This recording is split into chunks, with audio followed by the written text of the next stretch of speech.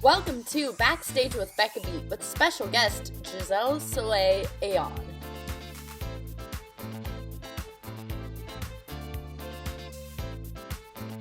Hi everyone, and welcome to this episode of Backstage with Becca. On this episode, this Southern California-based singer, actor, and dancer earned her BA in Theater Arts at California State Fullerton and is currently leading the national tour of Waitress as Jenna. Please welcome Jisel Soleil Ayon. Hello. How are you doing? I'm doing well. You've been traveling a lot recently, so. I have been told by company members who were in the first iteration of the tour that they started with longer sits in each city. So this has been definitely an exhausting one. We're traveling almost every day. Yeah, and I mean, I'm sure you've learned a lot about how to pack for like trips that you take in the future from now on via that, because like packing in itself is so it's so difficult and like consolidating when you're going out on the road. Yeah. Like, wow. Yeah, you'd think that I've learned some things about packing, but I haven't. It's hard every single time. No, I can imagine for sure. So this time has kind of been weird this past like year and a half because theater shut down in March 2020. How did you deal with everything that happened post March 2020 through when you got cast in the Waitress tour? Yeah, I actually have an interesting and unique experience because I actually started performing again in February of 2021. So I've actually been performing for quite some time this year, which I'm very, very lucky and grateful for. But when everything first shut down, I was actually in New York. I was supposed to be there for 2 weeks. I planned to see 22 Broadway shows, and I only saw 3 and had to go home. And it was the most heartbreaking. I ended up, I went home to my parents. I'm from Southern California. For a while, like everyone else, we were sitting around waiting to see what was going to happen. Oh, it'll be 2 weeks. So it'll be 1 more week. So, things will come back, and things started to not change. And so I decided I actually started doing Instacart, which is an app kind of like Uber Eats or DoorDash or something like that, but you buy groceries for people and then you deliver them. So I started doing that to make some sort of income. I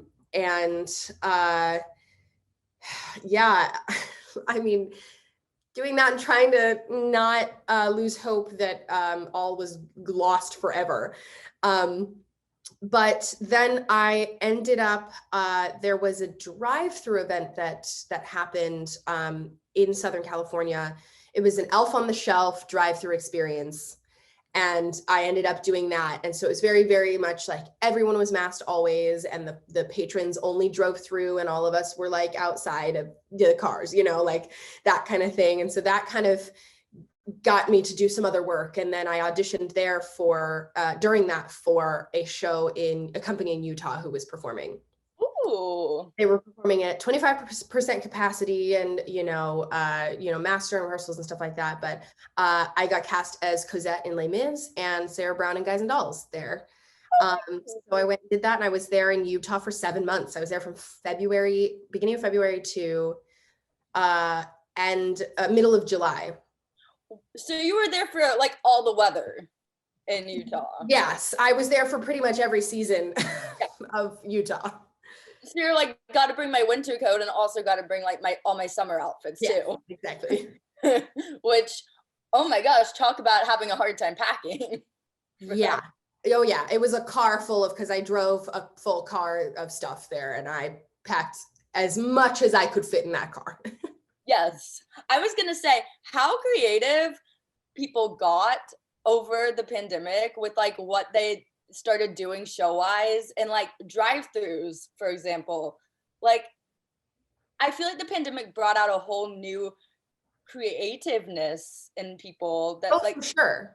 People were like, what can I do that will help keep theater and like performing alive that is safe for right now? And came up with a bunch of different things that could actually be done during Yeah. Yeah, necessity facilitates creativity. I mean, when you literally have to figure something out, you figure something out. Oh yes. Oh yes. So I want to go back to the beginning. When did you realize that you wanted to be a theater performer? Yeah, I am always intrigued myself. First, I've sung since I could talk. I have just always been a musical person. My mother sings and my grandmother's musical, and I've got singers on my dad's side. My dad does not sing, but I've got singers on his side. And so we've always just been a musical family, aside from my dad, who cannot keep a beat or hold a tune. He tries his darndest. But so I've always sung. So I was in choir from the age of like 4 through high school. So through elementary school, middle school, and high school, I was always in choir. I played the clarinet a little bit in middle school or elementary school, I guess, but I kind of lost that because you had to pick one elective in middle school, and I picked choir. And then we did musical. If you were in the musical, or if you were in choir in middle school, you were automatically in the musical. So like 1,000 kids in one show. But I was one of the only 6th graders to get a lead. I was the jester in Once Upon a Mattress, which was funny. And I did Annie the next year, and I was Gertrude in Seussical in 8th grade. So I was like, okay, this is fun. And in high school, I was in 2 choirs. I did dance team, and I also was in theater. And so then I was in the shows. Then I was in I was Rosemary in How to Succeed in sophomore year, and Millie in Thoroughly Modern Millie my senior year. So I loved it. I knew I had fun, but I thought it was a hobby. You know, I was like, this is fun, but I'm going to be sensical. I really like spending money, which means I have to make money. So I'm going to go into a job that's like guaranteed I'm going to have an income. And that was also like from my parents, you know, like be smart, be rational. So always think rationally. And I was that. And I thought that performing was just a hobby. I was like, I can live with doing it on the side. I can do it later. You don't have to have a degree in it. Like whatever, I'll do something else. You know, that was the whole thought process. And so basically I chose something. I had a lot of crying breakdowns in my senior year of high school, trying to figure out what I did want to do and what I did want to major in, because it's hard. You know, that's stressful. It's a stressful time to be asked what you want to do so young. For all of us, I think it's kind of criminal that we ask our society so young to figure out what they want to do. But I decided on speech pathology. I was going to be a speech therapist. I really liked ASL, and I was learning ASL on my own. And so I was like, oh, I can use ASL. I can work with deaf people to help them with their speech. I will be a speech pathologist. So I chose my university based on that. I went to Cal State Northridge, very, very good speech pathology program. And while I was there, the second semester they were doing in the Heights, and I was like, I'm not going to do audition. I'm not in the I'm not in the theater department. I don't know anything about the building or the process or I don't know. I'm like, I'm not here for that. Like, I'm not going to do it. And at the time, which is, I'm ashamed of this a bit. At the time, I did not know what In the Heights was either. So I was like, I don't know the show. I won't show. Yeah. And for some reason, I was like, I just do it. You'll just audition. Right. And I ended up, like, why not? Yeah, why not? And I ended up getting cast as Daniela, which is just such a fun role, and I never regret doing it. But I met a good friend and mentor doing that show, who is the director of that show. Her name is Carrie. And then she ended up directing me in Edges the next semester. So first semester of my sophomore year. I make this story really long, but I'm trying to shorten it a bit.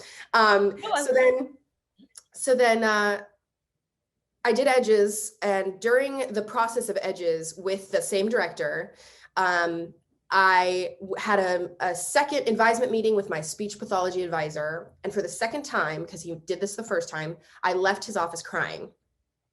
He made me cry during the meeting. And it was like, he was so like, if you're going to do this, you have to, you have to live under a dark cloud of anxiety, and you won't be able to step out of it until graduation, and you'll have to live like a monk, and you won't be able to do anything else, and you better And I was like, I don't really want to do this anyway. Like, I don't, and it made me think, could I live without theater for the next 3 years? Could I live without doing it for the next 3 years? And it made me realize that it was a passion and a strong love versus just a hobby. You know what I mean? Yeah. And so I went to Carrie, my good friend and mentor, and I was like, because she directs outside of schools as well as in schools. Yeah. And I was like, okay, you know the industry, Carrie. So you know the realities of what I would be getting into. You've also seen me. You've directed me in 2 shows now. What do I do? What do I do? And she, yeah, she said, I've told very few people, I could count on my hand the amount of people I've told should be doing this as a career, and you're one of them. And I cried. I was crying. I was so emotional. And it was for the first time someone who really, I felt, knew the industry, who was telling me that I could do it. And so I was like, okay, what do I do? And she was like, well, you can't stay here. This school doesn't have a theater program. You need to transfer to a school that has a theater program. And I was like, okay. So I transferred. I ended up going to Cal State Fullerton, also in Southern California. And I was there for a year and a half because I had to do a prerequisite year before even getting into the program. So I transferred to the school not knowing if I was going to be in the program. And then after the year of the prerequisites, I decided I didn't want to do the program. I decided that the program wasn't for me, and that's okay. Not every program is for everybody. And I feel like, it's hard once you get into a school, you don't want to necessarily transfer, and it's hard to make that decision that the program's not for you. And I had already transferred into this school and then decided it wasn't for me, but I was like, you know what, it's not for me. And I feel like I can do, I think I'm going to be better off the way I learn is through experience and going out and doing. So I graduated early. So I ended up only being in college for 3.5 years. Graduated early with just a basic theater BA, no fancy BFA, and started to try and do the thing. But this was December 2019. So it wasn't long before the world shut down. So I didn't really have one kind of like, I know I want to do this very early on. It was, I didn't do this forever. I wasn't a very young, like a community theater at the age of 5. Like that was not me. I kind of just was like, kind of fell into it and then loved it and realized, hey, I'm not too bad at this. Yeah. Maybe I can do it as like a career. Yeah. And so it wasn't until halfway through college that I decided that I did want to pursue it as a career, and it wasn't just something I did for fun. I do it for fun, obviously, but I wanted to also just do it as my life path. So long story long. That's how I really developed it. So I attribute everything to Carrie. She is the reason I'm here. You needed that sign. Mm-hmm. Yeah. You needed that pep talk and that sign. And she gave it to me, and I forever thank her for that. And you're so right. It's like, it's completely criminal that like we do have to decide at age 18, 17 or 18, whatever age you are at the end of your high school senior year, like what you want to be doing for the rest of your life. Yeah. I think over 50% of college students end up changing their major at least twice. Like that should show us that like we're trying to decide this far too early because we're so young. Yep, we're pushing these kids to grow up faster than they need to be growing up, and to be deciding things about their life faster than they need to be deciding things about their life. Exactly. Who was the first person who was like, okay, she can hold a tune? First, probably my church choir instructors. So we stopped going to church. I probably was like 6 years old when we stopped going to church because I got into soccer, and soccer games were on Sundays. Yep. So then church was no longer a thing. We couldn't, you can't do both. But when we were going to church, I was 4 and my mom put me into the choir, but at 4 you can't read yet. And so, but I've always looked a little older than my age. So my mom put me in the choir, and after the first rehearsal, the choir teacher came back to my mom and was like, she can't read. And my mom was like, she's 4. Like, that's why. Yeah, the woman was like, oh, you're supposed to be 6 to be in this. Like, you're supposed to be like, I didn't realize she was 4. And so they let me stay anyway, because I like was still able to participate. I just had to learn the music with my mom later or whatever. Yeah. I couldn't read, but you know, I think, you know, as far back as then, we knew that I could sing. And I did the talent show in elementary school all the time. And I sang Bubbly by Colby Calais, and you know, I think I sang Popular the next year from Wicked. And yeah, so I think we've always known that I was musical. But then being in choir all those years, it helped develop my voice, just like not necessarily through singing lessons, because I've only taken 1.5 years of singing lessons. Wow. In total. And so it was really choir that helped me develop my voice. And learn like technique and stuff. And you learn how to blend, and yeah, you can learn a lot of technique from choir and singing with a bunch of other people. Oh yeah, it's where I learned how to read music too, because we would, my middle school choir teacher taught us how to read music as well as, sing our songs. From what I've heard from different people talking on this, reading music is such a huge thing in the industry, because a lot of people would be surprised don't actually know how to read music. It's very, very, very true. I've done different shows, and cast members don't know how to read music, and you can get by doing that. Yeah. It works. It's fine. I like to understand it in that way. And I also like to be able to talk to the music director in a way that we can immediately understand each other.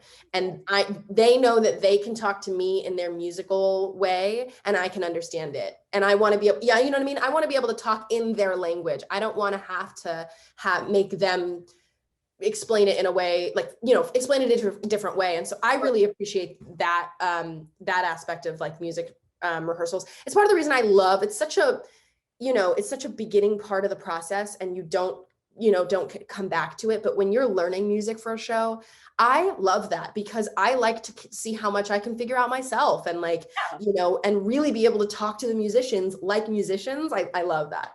You're like, I get what you're doing. Yeah, we're talking the same language. It's another language. Yes. And it probably makes everyone in the band, the music directors feel like, okay, someone gets me. Yeah, I mean, the music director for this tour, she said to me at some point, she was like, I know that I don't have to I can say what I am just immediately going to say, and I know you'll understand it. Like, I know you'll get what I'm talking about. And I'm like, yeah, I will. Yes. What was the first professional theater show you saw when you were like, wow, I need to do that on stage someday? I went to shows very early, and so there are a lot of shows I don't remember because my mother took me very, very young, and I was too young to remember. But I know I loved them, and my mom knew I loved them because she kept taking me back. But I think the first one where I really was like, oh, this is so cool, was, I think, probably Wicked. I've seen Wicked 9-10 times. My mom and I would go every single time it came into town. We would go and see it. And I think that one is just, you've got the iconic first moment with the dragon moving and the music starts, and you're just like, oh my gosh. And so I think really, it's so basic of an answer. It's so basic, but it was probably Wicked, because I've seen it so many times at such a young age. And I was like, this is very, very cool. It is very impressive too, because then right before intermission, she starts flying, and you're like, yeah, how is this happening? Whoa. Exactly. And it's real well written, and the songs are just so fun to sing. And so I always sang them around the house, and yeah, couldn't get enough. Yes.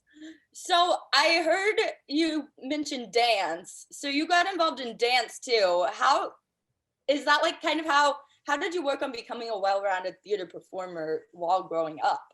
Yeah, it wasn't necessarily a focus to be a well-rounded theater performer while growing up. Like I only got into, I played soccer for years. And I could have been a professional soccer player had I not quit. Truly, I was being scouted for professional teams, but I was like, I'm done playing the sport. No. And my mom was sad because she was like, you could have gotten a full ride scholarship in soccer. But in high school, I didn't want to do normal PE class. So I wanted to pick something else that could be, replace my PE credit. And I wasn't going to do soccer. But I didn't want to necessarily, pick a different sport or anything. So I picked dance because I knew I liked dance and it was just fun. And I was like, great, I'll just do the beginning dance team. It's not really a team. It's a beginning dance class.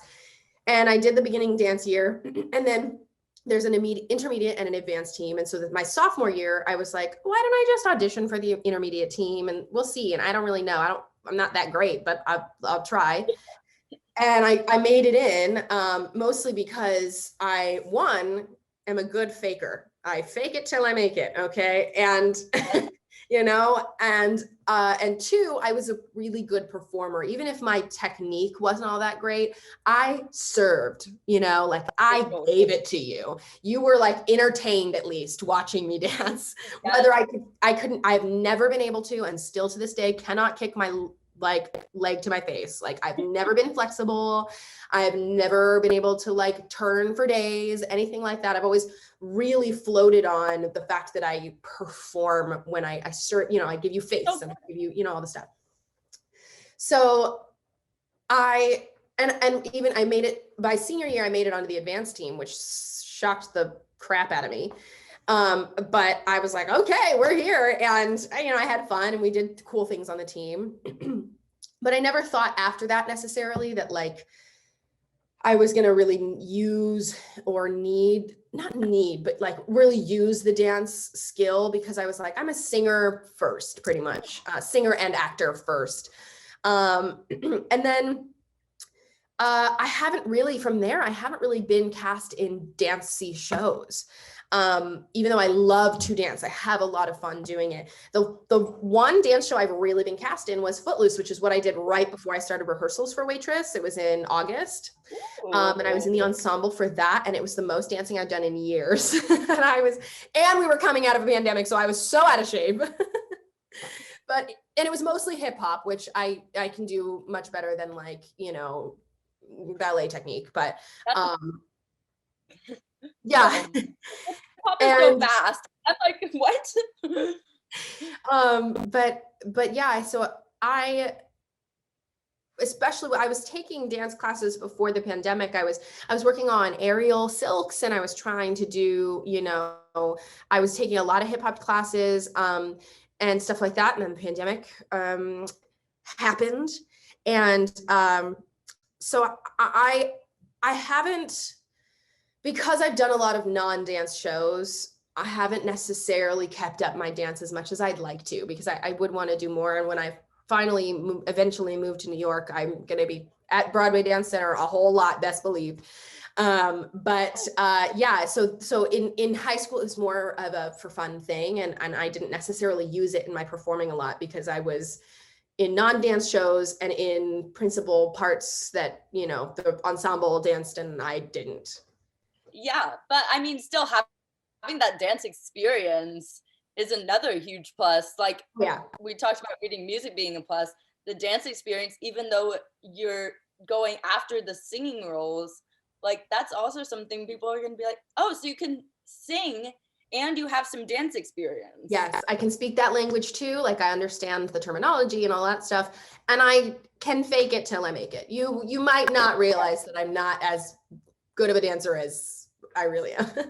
I mean, that's the only thing that really matters to me on stage is like seeing people being able to just like stay with the choreography and like do the facial expressions and the acting while they're dancing. Like, I'm like, wow, they're so like, and then people are like, oh, well, I'm not like actually a dancer. I'm like kind of a mover. And I'm like, can't tell. And well, here's the thing. I would call myself a dancer. It's very hard. That conversation is so hard for me. And that title, is so hard because I look at dancers who've got all this flexibility, who've got years and years and years and years and years of technique. And I'm like, well, if they're a dancer, I don't know if I should call myself a dancer, but I know I'm not a mover. I'm past mover. I can give you fouettes and I can give you alisacones and I can give you double, sometimes a triple turn. Like I can give you more than a mover can give you. I just don't have the flexibility behind it. And so I'm always like, I don't know if I should call myself a dancer, but I want to say and encourage anyone who's watching this to take that title. Yeah. There's a lot, you don't have to be a prima ballerina to call yourself a dancer. And I've always struggled so hard with that. And, a hip hop dancer who doesn't know anything about ballet is still a dancer. You know what I mean? And, they might not be flexible either, but you're still a dancer. And so you're a dancer. Whoever needs to hear this, you're a dancer. I could never be a dancer, but like, I feel like anyone who picks up choreography, like musical theater choreography, is a dancer. Like, it's very true. It's hard. It's hard to pick up no matter what show you're in. So you're learning it in such a short amount of time. Yes. So before I get into Waitress, I love talking about regional theater, and you have a ton of amazing credits on your resume. I don't know about a ton. Thank you. But okay, you have a lot of really cool, like, I feel like people are like, I want to cross this off my bucket list and this off my bucket list, and you've crossed a ton of good roles off your bucket list. What regional theater show has been your favorite to be in? Oh, wow. A very, very special memory for me was Addams Family, playing Wednesday in Addams Family. That was just, it was such a good group of people too. That's always key to make an experience really great, is the group of people. And that was just such a magical group of people. It was a magical production. It was a dream role that I honestly never thought I'd play, because I've always been very tall and I've always thought I'm too tall for Wednesday. I'm just too tall for Wednesday. And they were like, no, you're not. We're gonna cast you as Wednesday. It's gonna happen. So that one was just so special, and it's such a beloved thing. The Addams Family is so beloved in pop culture, and so it's just truly an honor. But another one was Cosette in Les Mis. That was also just like a spectacularly talented group of people, and they're actually a community theater though. They're a community theater in Utah, although they don't seem like it, because the production value in those shows is off the charts. Yeah. But that was, I'm actually going back on my layoff for a tour. I'm going to go back and visit for a couple of days while I'm off and see all my friends and be reunited with my Valjean. It'll be very, very special. But those two roles and shows, especially, I never thought I'd play Wednesday, but I especially never thought I'd play Cosette. Okay, like that was like shocking to me. Say again? A dream come true. Yes, a dream come true. Well, actually, I wouldn't even necessarily say that, because I literally never dreamed of being in Les Mis. I just never thought I'd be in it ever. I just was like, I don't know, like my high school didn't do it. Like a lot of high schools do it, you know what I mean? My high school didn't do it. And I just was like, I don't think I'll ever be in Les Mis. I don't know why. I just don't, not because I couldn't do it. I just thought like I'd never be around a company that did it. Yeah. If that makes sense. And so I auditioned only because I auditioned for Guys and Dolls at that theater first. And then they added Les Mis into their season before Guys and Dolls. And I was just like, oh, I'll already be there. Yeah. So why not I just audition, and who knows? And I would have assumed that I would have been cast as Eponine, because that's always the typecast that I am. People don't look at me and think Cosette typically, at least from my experience before. And I'm a soprano, but most people don't know that, and they'd rather hear my lower belty Dixie sound. Yeah. These people, they were like ingenue, bam, right there. Yes. And I was like, okay. And it was so much fun. And I got a lot of comments saying that they were like, you know what, Cosette is a character that I typically don't like.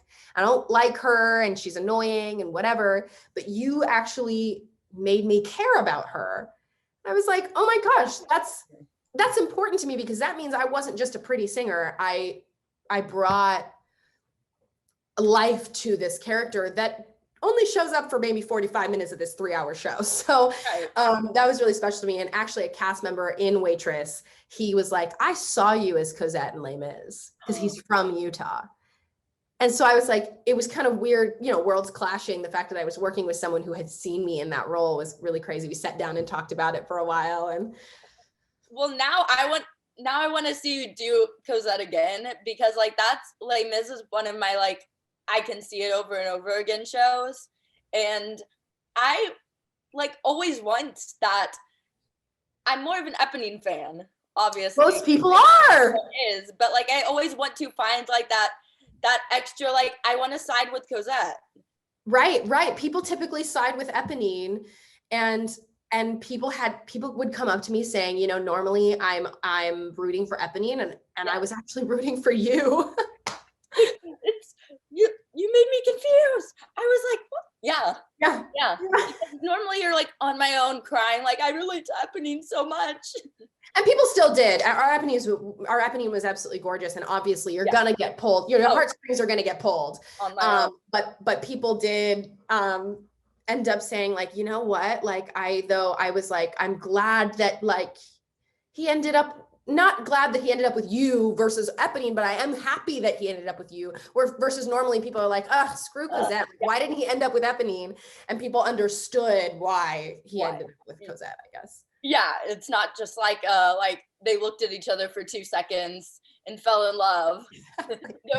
She's a pretty face with a pretty voice, but like Eponine loves you. Yes, you made it more 3-dimensional, it sounds like. I think so. Which is super, super important for characters on stage to be. It was also really important to me too that I was a woman of color Cosette in a state that is predominantly white, and so to have we did a 13-week run, 910 seat theater, and we were sold out every night. So there were a lot of people that saw me as a woman of color Cosette, and that was really important to me, especially in that state, with people who it might have opened some minds. And so that was also an added bonus to that whole experience. And who knows in 13 weeks how many children were there who were like, okay, I can play that role one day. Oh yeah, and because I was a woman of color, young Cosette was a woman of color, a little girl of color. And she was the cutest thing, and she looked exactly like me. And she looked exactly like me, and I adore her and I miss her endlessly. And so that too is like kids saw her. Not only did they see me, but they saw her. And recently her father, who was in the show as well, her father and her aunt were in the show. Oh my goodness. Yeah, and he sent me a message. It's a video of her saying hi, and he was like, "She misses you," and all this stuff. Really, I miss her too. Yeah, and he said in the video, he was like, or not. I guess he sent in a text message after sending this video of her saying hi. He's like, "You've really had such an impact on her. She misses you a lot, and I really want to thank you for the way you interacted with her, and she looks up to you, and she sees herself playing roles that you've played now. She sees herself becoming you." And I was like, oh my God, she's so cute. Oh my goodness. It's so important to see representation for children, for young children, more than people realize, I feel like. Yeah. So I want to get into Waitress, speaking of that, because you got cast in Waitress recently, and what a huge deal, because Waitress is such a popular show, has been for so long. I mean, it got taken off of Broadway. It closed on Broadway for 2 months before the pandemic, and now it's back. Yes. That's just how much people love it. They're like, revive it. I don't care that it's been gone for only 2 months. Please bring it back. Mm-hmm. And what was your audition process like for the tour?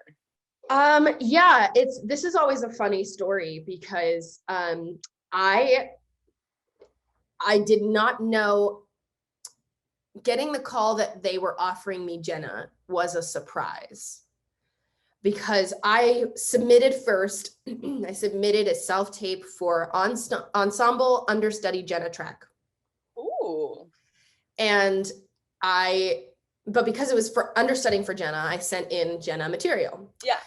They asked for, a cut of Baking and a cut of She Used to Be Mine and 2 scenes. And so I sent that in, didn't hear back from them. And then I got my agent sent me, here's another submission, they're still looking. And again, the breakdown said, ensemble, understudy Jenna. Great, cool. Sent my stuff in again. I redid it. They gave me some notes, redid the tapes because it's the same material, and sent it again. Then they reached out and were like, we're going to do a Zoom call back. I couldn't make the Zoom call back because I was already booked for a small commercial. And so they were like, okay, put your stuff on self-tape, which, you'd rather do a Zoom than a self-tape because you get to interact with them. So I was like, I'm not going to hear back because anyone who did a Zoom is going to have a better chance. And a couple weeks later, they were like, hey, we're going to give you another opportunity to do a Zoom call back. Great, awesome. And then the next day, we're going to do in-persons in New York. Now, this was a whole hectic week because I was in Utah in shows. So how am I getting to New York? How am I getting to New York? And it was a whole whirlwind, but I ended up making it to New York and I did do that in-person callback. But still, in the room, I thought I was there for ensemble understudy Jenna.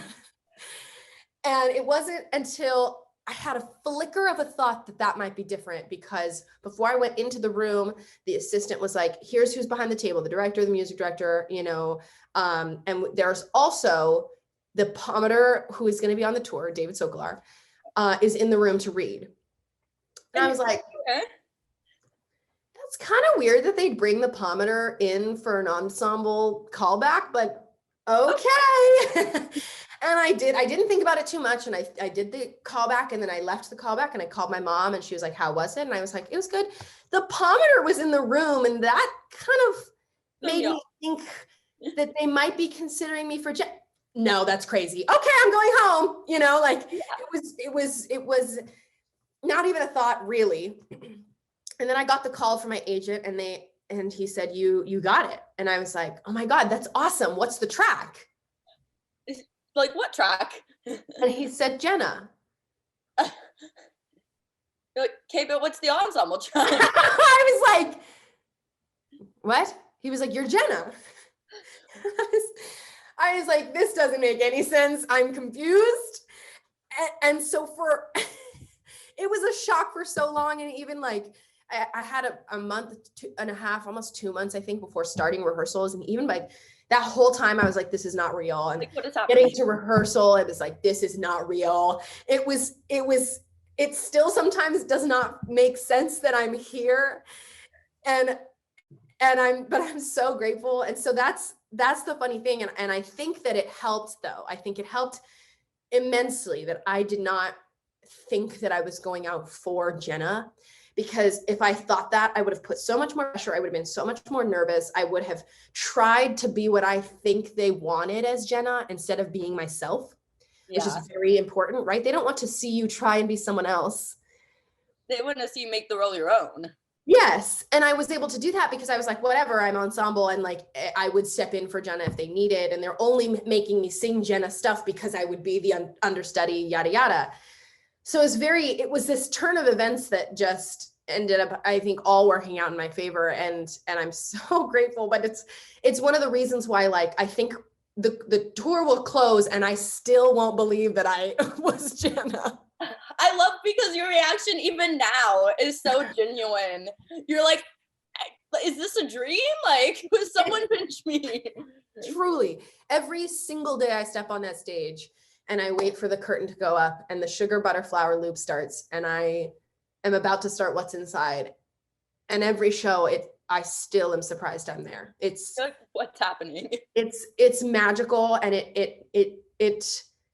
it helps me to continuously be grateful. I am a big, big advocate of gratitude and practicing gratitude whenever you can, and stopping in any little moment, stopping and realizing what you could be grateful for. And so I will never take any of these days and these performances for granted because of that, because I didn't even think that I was going to be here at all. And I'm 22 right now. I turned 23 in 3 days. You're so young. And so that's another reason why I was like, that can't be right. That can't be right. I'm leading a tour. They made a mistake. That cannot be right. And for a while, I want to take a second right now to talk about imposter syndrome, because I struggle with that always. And most people do at some point, and everybody deals with that. And I, being 22, not having a BFA, yada, yada, not even thinking that I was supposed to get cast in the role anyway.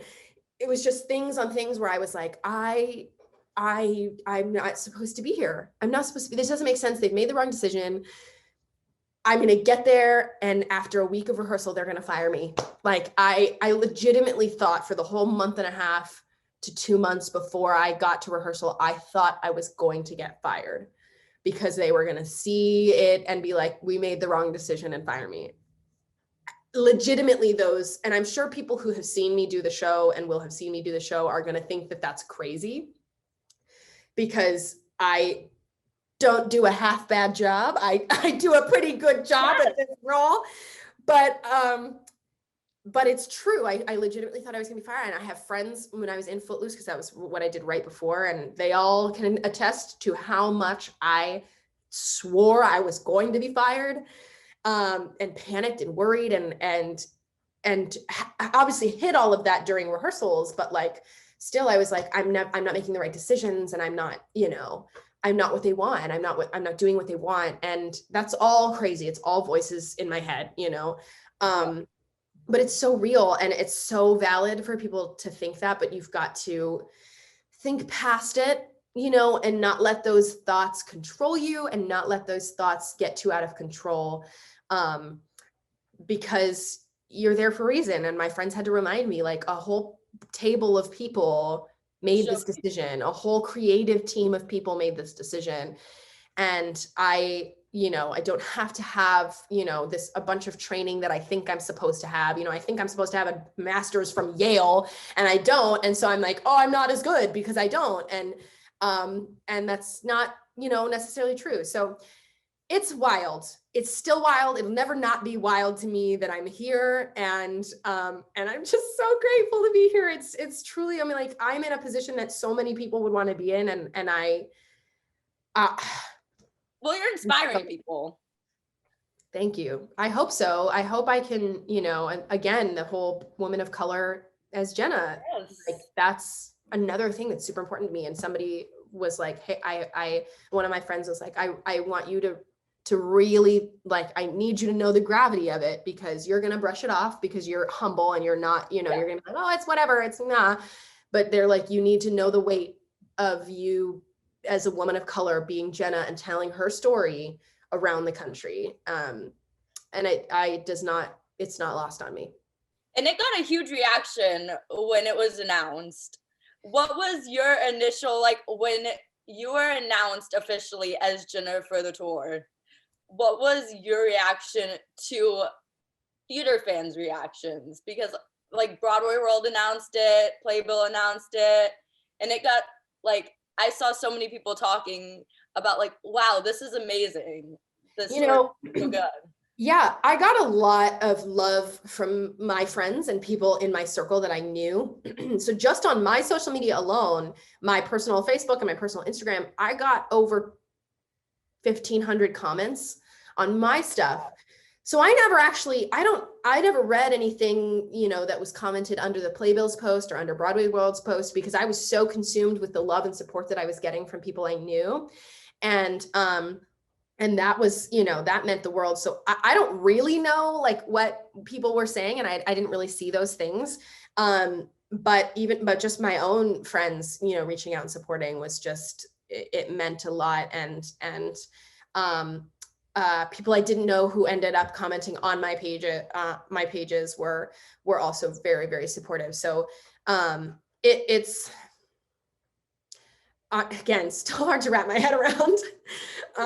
But it was a very renowned, like very positive reaction.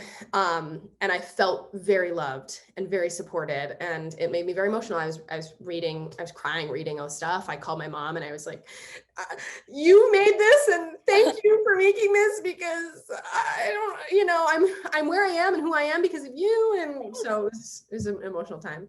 Yes. So what was it like stepping into the rehearsal room for Waitress with the whole cast? Because like not every national tour, when you're brought in, do get to rehearse with a full cast. So yeah, it helps a lot. Right? Yeah. So Palmer, Becky, Dawn, and me, we did a week of rehearsal in New York before the whole company. And then we joined the whole company in Ohio. Everybody was together in Ohio. And that was amazing, because a lot of the ensemble members were new. And so we had a good mix of new and people who were returning. Yeah. And it was really great. I mean, most people were also like, oh my God, guys, we're here. Like we're in the national tour of Waitress. And so it was amazing. And we got to just start to build this intricate, prop heavy, nuanced show together. And we do bond quickly. I mean, just in general, theater people bond so fast because you are thrust into this shared experience that only you all know about and get to experience together. And so you do bond very quickly. And I was talking to a cast member yesterday about how we've known each other now the cast has known each other now for a little under 2 months, and we feel so close, but we still know so little about each other because, you only have so much time to actually socialize because we're working. And so as close as we are, we still have so much to learn about each other, which is such an interesting paradox. But it's cool. It's one of the many, many reasons that I enjoy doing this. And this is a good bunch. And it's like the chemistry, people see the chemistry on stage from that you all have built during rehearsal process, even though you all might not like know each other to the full extent you want to yet, people are still like, okay, so they've been in a room rehearsing this together. We can tell that they're friends and that they genuinely like each other. Yeah, and that develops more and more. It makes the performances deeper and deeper as we spend more and more time with each other. It truly does bleed onto the stage and make it so much more lifelike, because we do know each other and we're so close all the time. We're always we're on a bus together, and we're we have we go and we eat, and then we go to the show, and we're almost always with each other. So what was your Jenna debut like, and how have you made the character your own? Because I mean, people love the repeat attendees of shows like Waitress, love seeing different people play their favorite role because different people bring different characteristics to the role. Yeah, my debut was a whirlwind. Obviously, I was just trying to think about getting things right. And with a prop heavy show like this, little props can throw big things off. And it was a smooth run, really, for the most part. But I obviously was just trying to keep everything in my head and just like, okay, do what you've rehearsed and do it right.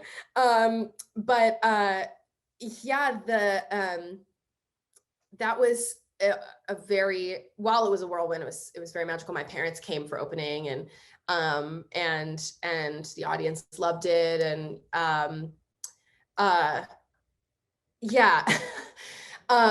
and making it my own, I mean, it's not necessarily like something I like sat and like, how am I going to make this my own? You know what I mean? Like, I just was like, be you as much as you can, through this.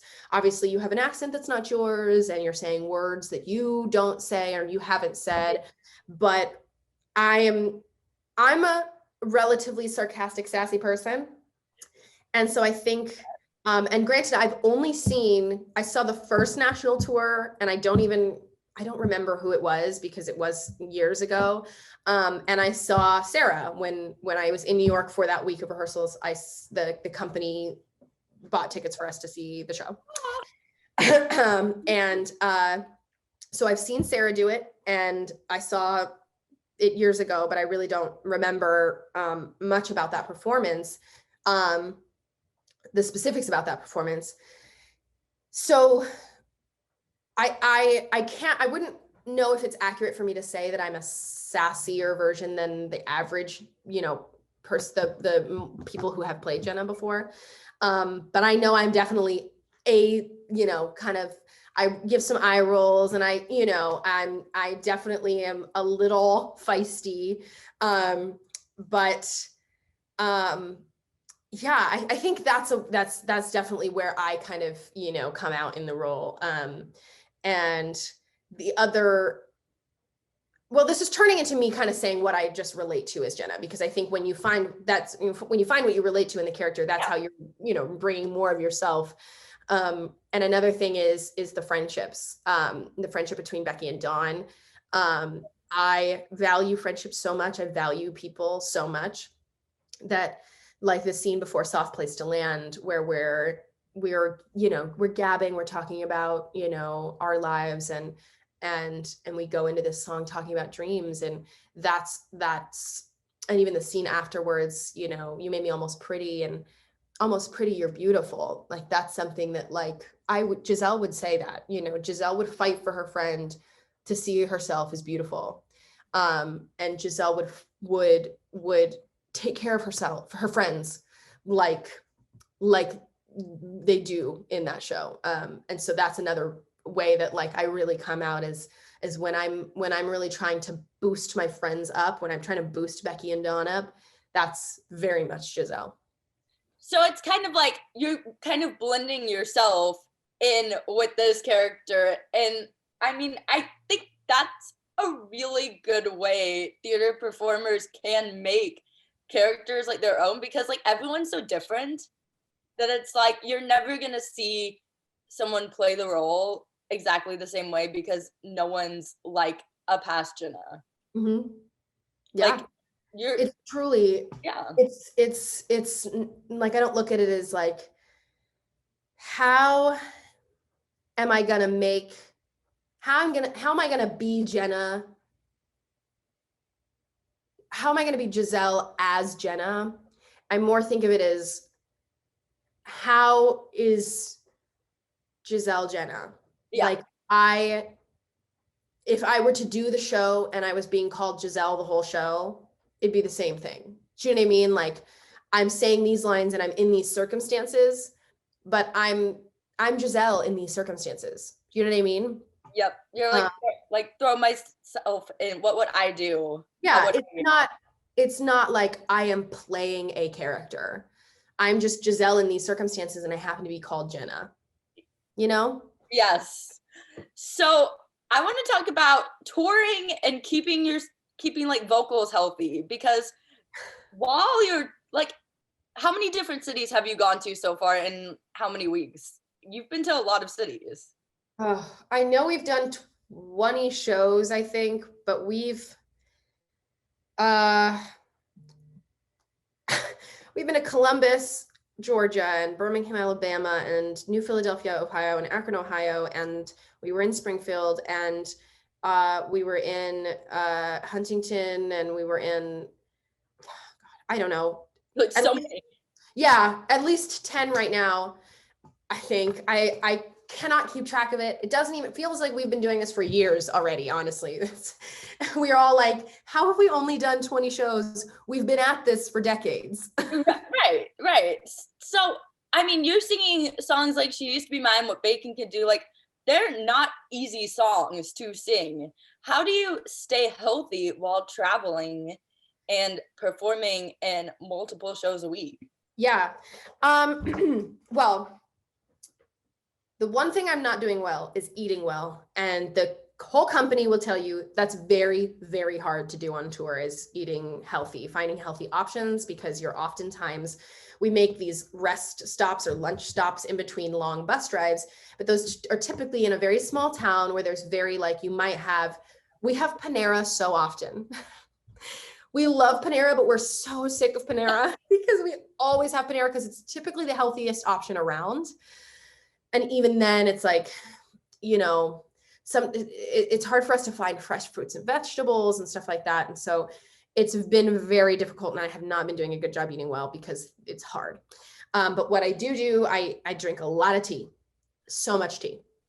I drink a lot of tea. In the morning, I take this immunity supplement and an allergy pill. I take an allergy pill every day. And at night, I take Emergency, like the powder Emergency. I also take elderberry, echinacea, and oil of oregano, and like a multivitamin every night. And then I steam. I have a steamer and I have a nebulizer. So I steam when I'm in my hotel room before a show. And then in the dressing room before, like 15 minutes before the show actually starts, I nebulize with that. And making sure I'm drinking enough water, which I still could argue that I should be doing more of that. And yeah, all those things, all of those things.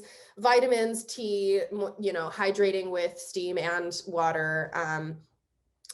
But also, like, of course, just taking care of myself. Like, you know, maybe tonight you don't go out with the cast because you need to not talk.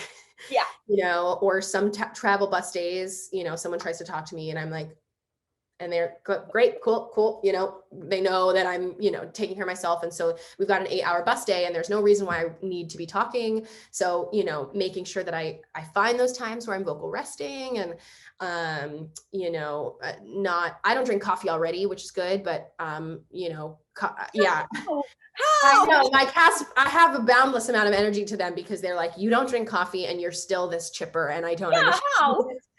I'm a naturally chipper person, and I don't drink coffee, so that's helpful. Not drinking coffee is helpful for your voice, and alcohol. I do have an occasional drink here and there, but not, you know, maybe stopping at the one drink, not having two, or today, you know, I had a drink when we went out 3 days ago. Maybe today I won't, which is what I did last night. But yeah, getting sleep, trying to get as much sleep as possible, you know, we're doing some movie nights as casts. Like we'll get into one person's hotel room and we'll watch a Halloween movie. We've been doing Halloween movies.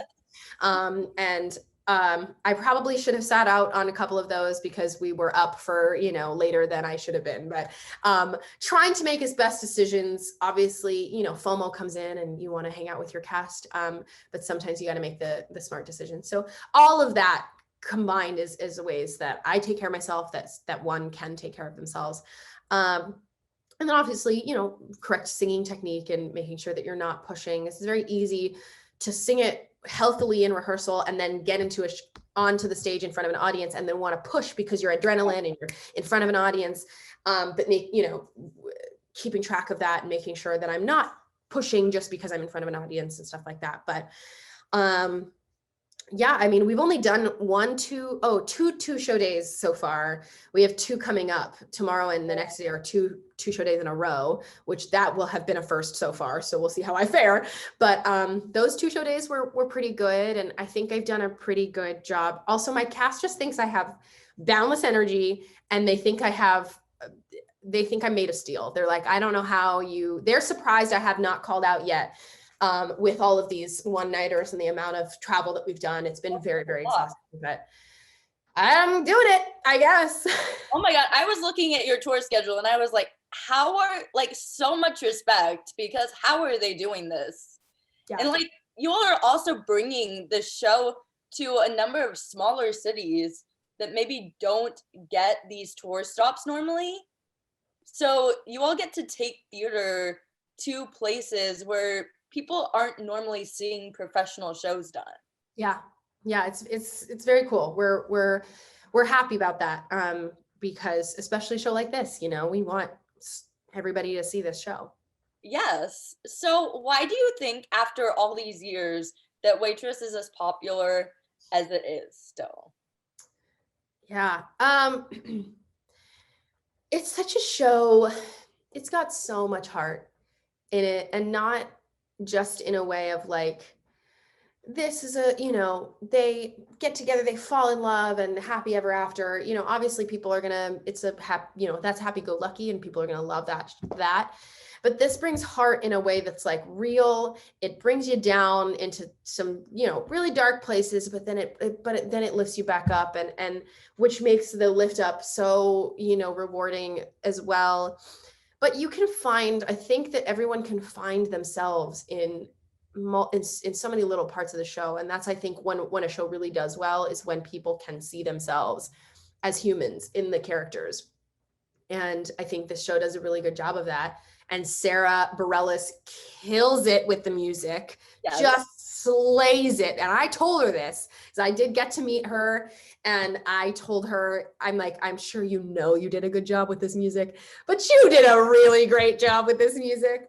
And so I think, the music and the heart and the fact that it's not just a love story that we've seen before.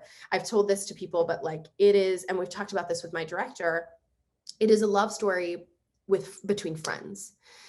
And what I said to somebody, I think I said this to the director and she really liked it, was it shows you that soulmates don't just come in,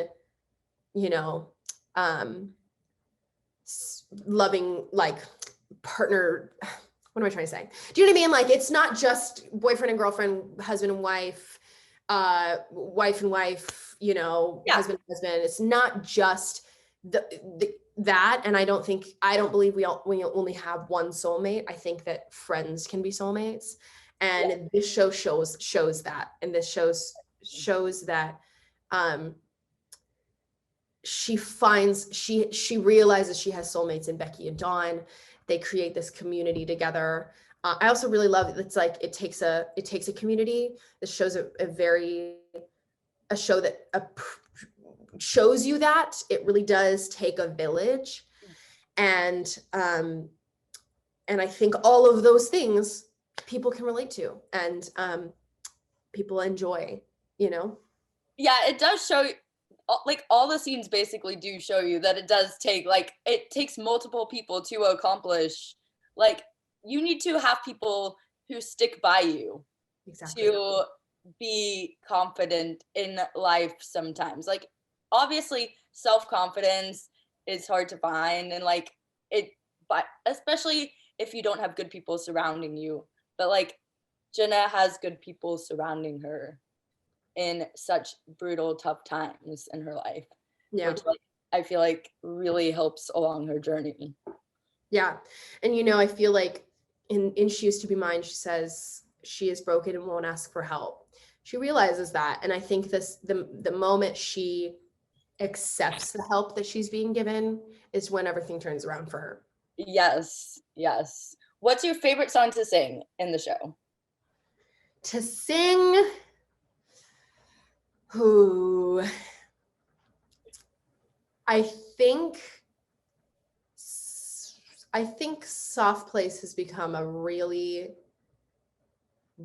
I used to be like, it was that song and You Matter to Me are the two most challenging, where I need to turn my brain on the most, because it's those songs sit right in my passaggio and my voice break, and I'm navigating around that, which means I have to be thinking constantly, where other things I can kind of turn off my brain and just sing it. That one I have to think about exactly what I'm doing with my voice so that I don't crack.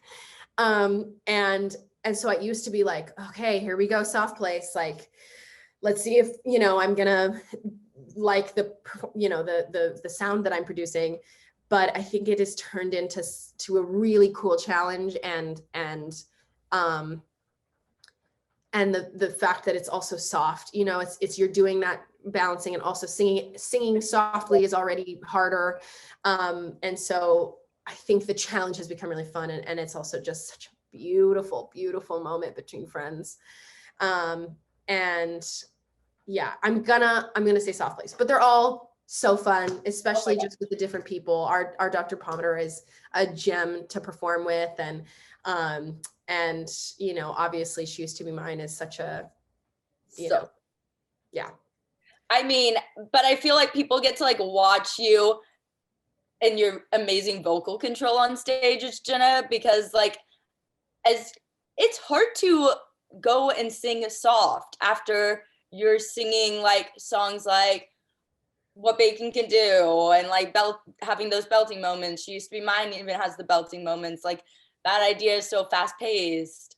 It's just like you like vocal control, and listening to singers have vocal control in those like soft songs is always, I feel like people take it so for granted, and I'm just like sitting it back going, wow, like the fact that they can belt and also bring it down to this level is just, oh my god, how. I'm That's like always my thought process while watching a show. Yeah, I mean, we're athletes. It's a sport. It's insane, and performing multiple times a week, not to mention. Yes. So last waitress question. What do you think Jenna would have been doing during the pandemic? Oh, she would have been, I mean, she would have had pies filling her house. There would be no room. And, you know, I mean, what else could she really be doing is, you know, because for a while it really was like, don't leave your house. Yeah. So I think for sure, baking pies, it's a cop-out answer, but I think each day she would have tried to figure out how she could get even more and more creative. Maybe she would have written a cookbook. Maybe she would have written the comprehensive waitress pie cookbook that exists. Like invented more pies than before. Yes, exactly. Coming up with just the craziest, you know, combinations and, yes, you know, she'd be stuck at home with Earl, so she'd need to be escaping somehow, and she'd be escaping through her pies like she normally does. Oh my gosh, there'd be so many amazing pies to try in like a taste testing room by the end of, oh my god, by now. Wow. Yeah. I would be curious as to like what she would invent. Yes. So what is your dream role, whether it's on a national tour or a Broadway stage or a regional show, that you want to play one day? Right now, top roles for me, Eurydice in Hadestown. Yes. Timoon in Once on This Island. Ooh. And also Nina and Vanessa in the Heights, because I have done it, but as Daniela, and I'd love to do it 2 more times, once as Vanessa and once as Nina. So those are very like, those right now for me are like, oh, I would love. I would love to see you as Eurydice in Hadestown. As a big Hadestown fan, that would be amazing. So I'm gonna help you manifest that one, because Thank you. Send that into the ether for me. Oh my goodness, I feel like you would be amazing. Thank you. Role. It's such a good show. It is. It really is. I saw it in previews, and I'll be seeing it in December. And I actually know the understudy for Orpheus, who he just went on and he made his Orpheus debut. I'm very proud, but yeah. On Tuesday. Did you see him as Orpheus? Yeah, I went on as Orpheus. Oh my god, that's so cool. I wish I could have, you know, been there to see him, but I'm sure he did an amazing job. It was so good. The energy in the room was fantastic, and it was a moment. It was a fantastic moment. That show is wow. Yes. I adore that show. Yes. So if you could revive any musical and be in it, what would it be? Oh my god, that's so hard. You know, when you get asked like, what's your favorite movie? And then you forget every movie that exists ever. Wait, musicals. What musicals do I like? What is a musical? Define musical. Yeah. Could you use it in a sentence? What would I want to do? Let's see. I love Oklahoma, but that's been revived recently.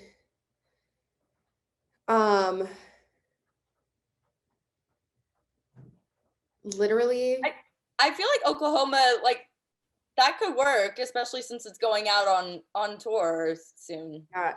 I mean, maybe maybe an Addams Family revival. I don't know. Oh, I actually love Music Man. It is being revived. Marion is actually a dream role for me. I adore that role. hey. So Yeah. let's speak that into existence too. Yeah. Maybe they can, once Sutton's done, I can step in as her replacement. Yes. There we go. You know? Perfect. We're manifesting that and Eurydice. Yes. Yes. Both are gonna happen at some point. It's gonna happen. It's gonna happen. So you've touched on this, but how do you work on self-confidence in this industry? Because it is a tough industry, and auditions are obviously like, so they take a lot out of actors and actresses in this industry. It's kind of like job interviews, except like I feel like it's like you all are going through like 12 auditions for like the same role sometimes. Yeah. Which is insane. Yeah, it's hard. And I did touch on imposter syndrome.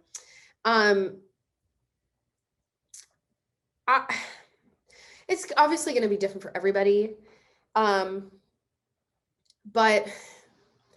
I think comparison, not comparing yourself to others, is a very important thing, because when you start to compare yourself and you see how different you are to literally everyone else, your confidence, gets shot.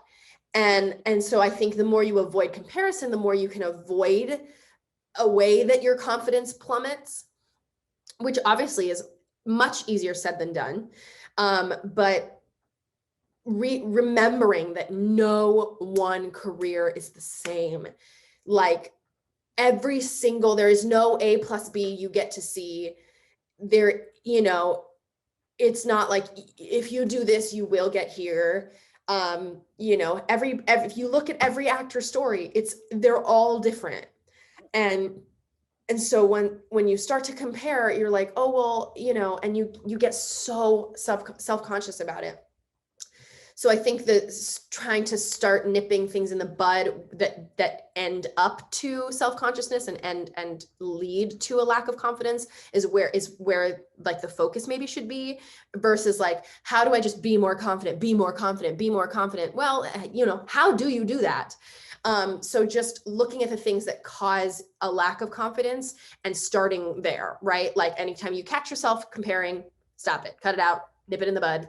You're like, no, I am different, and that's beautiful. And, this can work too, like that kind of thing. And I'm blanking on anything else right now that leads to a lack of confidence, but I think that's a better route than trying to be like, how can I be more confident? Because that's hard. But a lot of self-love too, outside of the industry, self-love and self-value, outside of your skill and your talent for the industry, that if you have that foundation of, I like myself and I'm confident in myself outside of my singing and dancing and acting skills, and outside of, networking, and outside of all of this stuff, I like myself. And when you have that foundation, you're in a much better place. Because if you already are you have a lack of confidence in your singing, and a lack of confidence in your dancing, and a lack of confidence in your acting, and you don't know if you're doing things right, and you're like, I hate my hair, and I, don't like this, and I don't like that. That's, how do you even, that's so much, but when you have this, like, I like myself as a person. I think I'm a good person. I enjoy myself. It's easier to add on to that and be like, and I'm not half bad. I may be different than this person, but that's okay. You know what I mean? Yes. And I mean, every journey is so different. Everything happens for a reason in everyone's life and at a certain time, I feel like. Yeah. I feel like these casting directors also for these shows, they know what they're doing, and they know like what cast is going to be perfect in a show together, and they're like, okay, we're going to create the perfect cast at the perfect time for this show. Yeah. And I mean, things happen in your journey for a reason, and it leads to whatever is going to happen next in that journey. Mm-hmm. in the right way. Yeah. I'm a big believer of the everything happens for a reason thing, for sure. I am as well. Yes. So before I get to the last question, where can people follow you on social media to keep up with you? Yeah. My best suggestion is Instagram. I keep updated on that the most, which is just my first name, Jisel, Jisel, my middle initial S, and my last name, Ayon. I keep most of my updates there. I'm also on Twitter with the same handle, Jisel Ayon. I don't use it a whole lot, but that could be a good place. But I have started getting really into TikTok. I post a lot of fun Waitress content. And so I highly encourage Waitress fans, and I mean musical theater fans at all, but Waitress fans, you'll get all of the like niche stupid jokes that I'm making on TikTok. So it's the same handle, Jisel Ayon, and that's a really fun place. I'm gaining a little bit of a popularity on there, and I have really fun ideas that are, that are on there. So please go follow my TikTok, but all the updates for what's going on with my life are Instagram. So go follow both. And I'll put the links in the description and in the lower thirds for everyone to find. So my last question is, do you have anything you'd want to promote, whether it's singing related or not, that you have been working on in the past year? It can be the TikTok too.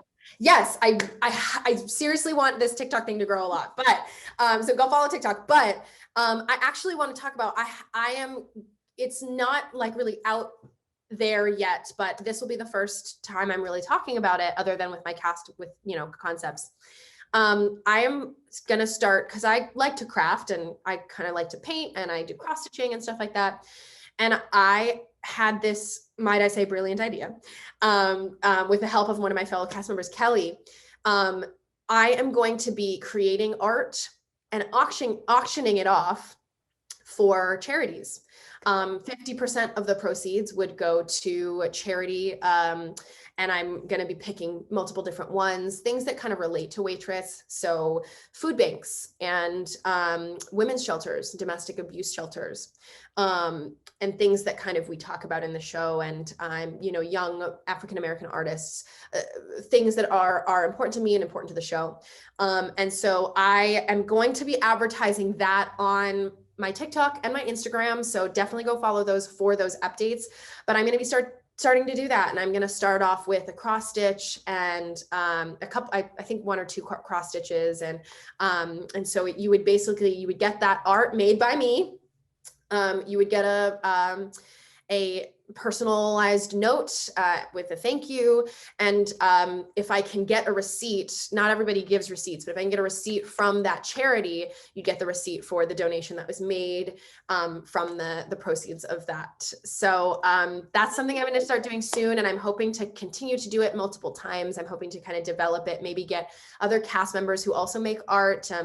And probably hopefully getting other shows even involved, because I have a lot of friends in tours, in a bunch of different tours. I know people in Hairspray and Anastasia and Prom and, all of this stuff. And so I'm hoping to make it a much bigger thing, but look out for that, because I'm super, super, super, super excited about it. And I think it could become this really cool thing. And you can get art made by, your favorite performers. So it's such a good idea. Thank you. I'm super excited about it.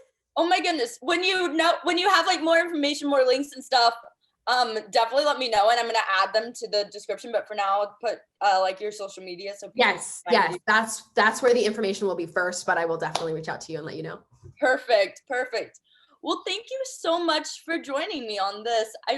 It was so lovely to talk to you and talk about your career, and I'm so genuinely happy for you. You're living your dream, and I can tell that you're having so much fun on the road. Oh, thank you so much. I truly am so grateful to be here, and I am taking everything in and just enjoying it while it happens. And thank you so much for having me. Of course. And I can't wait to see you on stage one day live and cheer you on. Yes, come out to see the show. Yes. Thanks for watching this episode of Backstage with Becca B. You can follow me on Twitter and Instagram at Becca B Talks TV. Or for more exclusive content from this interview and more, you can follow me on Instagram and Facebook at Backstage with Becca B. Make sure to subscribe to my channel and like this video, Or if you're listening on Apple Podcasts, go ahead and give me a 5-star rating. Thanks for tuning in, and I'll see you guys next time. Bye!